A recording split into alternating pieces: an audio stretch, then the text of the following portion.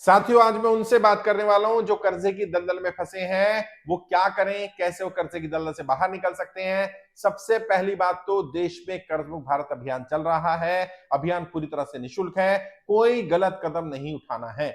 मैंने बार बार कहा है, यदि आप कर्जे की दलदल में फंसे, इसमें आपकी गलती नहीं है। इसके लिए सरकार की गलत नीतियां जिम्मेदार हैं और सरकार की गलत नीतियों की सजा अपने आप को नहीं देनी है। और अभी जिस तरह से महिलाओं के साथ व्यभिचार और अभी राजस्थान का केस आपके सामने है, कितनी बुरी स्थिति रही होगी कि एक पिता ने अपनी बेटी को ऐसे लोगों को सौंप दिया जो साहूकार थे, जिनसे उन्होंने कर्जा लिया हुआ था, और वो उस बच्ची का बलात्कार करने लगे। 12 साल की उम्र से उसका बलात्कार हो रहा था और आज वो 18 साल की हो गई। 6 साल से 7-8 पुरुष अलग अलग जिनसे लोन लिया, वो उस बच्ची के साथ व्यभिचार कर रहे थे। इतनी इतनी बुरी स्थिति है और सरकार इस समय इस समस्या को समस्या मानने को तैयार नहीं। मुझे समझ नहीं आ रहा सरकार किस दिन का इंतजार कर रही है जब ये बिल्कुल आम हो जाएगा तब का। और जबकि ये बहुत आम हो चुका है, बहुत सारे लोग खुलकर सामने नहीं आ रहे, लेकिन महिलाओं की इज्जत को तार तार किया जा रहा है, बहन बेटियों की इज्जत के साथ खिलवाड़ किया जा रहा है और कोई बोलने को तैयार नहीं। मैं आपसे कह रहा हूं, बोलना पड़ेगा। सबसे पहला काम आपको यही करना है। अगर आप कर्जे की दलदल में फंसे, इसमें आपका दोष नहीं है, इसके लिए सरकार की गलत नीतियां जिम्मेदार हैं। नोटबंदी, जीएसटी, लॉकडाउन और इसके अलावा भी सरकार की बहुत सारी नीतियां ऐसी रही जिसके कारण लोग कर्जे की दलदल में फंसे। तो सबसे पहले तो ये बताइए कि आप कर्जे की दलदल में फंसे कब, और किसी को मत बताइए, खुद से तो बात करिए, दिमाग लगाइए। आप कर्जे की दलदल में कब फंसे, क्या हुआ था, कौन सी ऐसी इंसिडेंट थी जिसके बाद आप कर्जे की दलदल में फंसे चले गए, आप अपना कर्जा नहीं चुका पाए। आपको ये या इनमें से कोई और नीति, सरकार की नीति लगेगी जिसके कारण आप कर्जे की दलदल में फंसे। अब आपको पता चल गया, अब करना क्या है। सबसे पहले तो जिस बैंक से, एनबीएफसी से, जिस साहूकार से, जिस बैंक, प्राइवेट कंपनी से, जहां से भी आपने पैसा लिया है, उन्हें अपनी स्थिति के बारे में अवगत कराइए।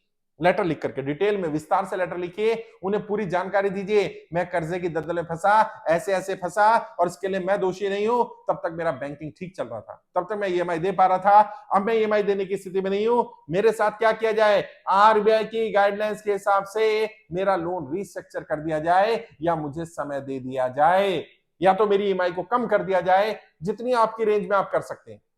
मान लीजिए हाउसिंग लोन चल रहा है, 2 लाख रुपए महीना की ईएमआई है। अब आपको लग रहा है आज स्थिति में तो मैं 50,000 रुपए भी नहीं दे पाऊंगा। आप बैंक से बात करिए, मेरी स्थिति नहीं है, मैं 50,000 भी नहीं दे पाऊंगा। बैंक बात करेगा, बैंक आपका हो सकता है टेन्योर बढ़ा दे, हो सकता है आपकी ईएमआई को कम कर दे, हो सकता है आपको लीन पीरियड कुछ मिल जाए। लीन पीरियड वो समय होता है जिसमें आपको केवल इंटरेस्ट पे करना होता है, ईएमआई पे नहीं करनी होती। और अगर आपका 2 लाख रुपए का अगर ईएमआई जा रहा होगा और उस पर सिर्फ आपको इंटरेस्ट पे करना होगा, तो शायद 15-20 हजार रुपए होगा। यानी अगर आपका 1 लाख रुपए जा रहा है तो शायद उस पर 10,000 रुपए, 8,000 रुपए इंटरेस्ट होगा। अगर आपका 50,000 रुपए ईएमआई जा रही है तो आपको शायद 4-5 हजार रुपए भरने होंगे। 4-5 हजार रुपए महीना तो भर देंगे ना, 1 साल का समय ले लीजिए, 4-5 हजार रुपए भरते रहिए, फिर ईएमआई चालू कर दीजिए आपकी।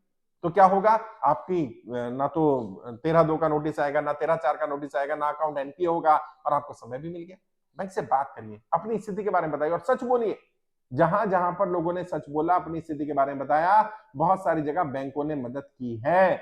और हम भी आपकी जानकारी सरकार तक भेजने का प्रयास कर रहे थे। अब सरकार ने जानकारी लेने से मना कर दिया है, लेकिन कम से कम हम एक जगह जानकारी इकट्ठा तो कर लें।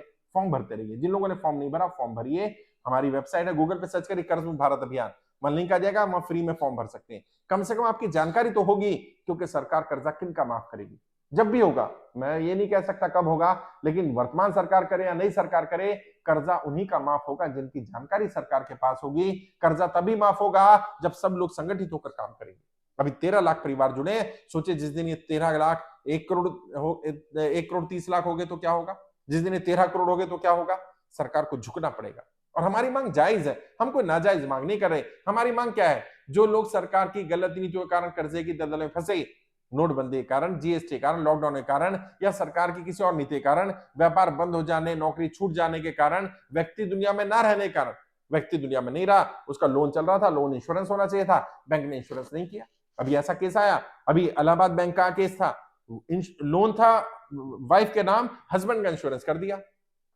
लोन लेने के 2-3 साल बाद वाइफ एक्सपायर कर गई, बैंक बोलता रहा हम प्रोसेसिंग में चल रहा है, इंश्योरेंस का प्रोसेसिंग चल रहा है, और थोड़ी देर बाद बोलते नहीं उनका इंश्योरेंस नहीं था, आपका इंश्योरेंस था। व्यक्ति कोर्ट चला गया, कंज्यूमर कोर्ट गया, पहले डिस्ट्रिक्ट कंज्यूमर कोर्ट ने बैंक के फेवर में फैसला दे दिया, फिर वो जब स्टेट कंज्यूमर फोरम में गया, वहां पर उसकी पक्ष में फैसला आया और बैंक को डबल अमाउंट देना पड़ेगा, और बैंक के ऊपर पेनल्टी भी लगाई गई है। ऐसे भी केस आ रहे, तो आपको खुल करके बात रखनी है। सरकार ऐसे लोगों की मदद तो करे, और जहां पर बैंकिंग ने गलत किया, बैंकिंग सिस्टम ने गलत किया, हम सब जानते हैं लोन कैसे मिलता है, मैनेजर कैसे काम करते हैं, मैं उसमें नहीं जाना चाहता। लेकिन अब जो हुआ सो हुआ, लोगों को मदद की जरूरत है, तुरंत मदद मिलनी चाहिए।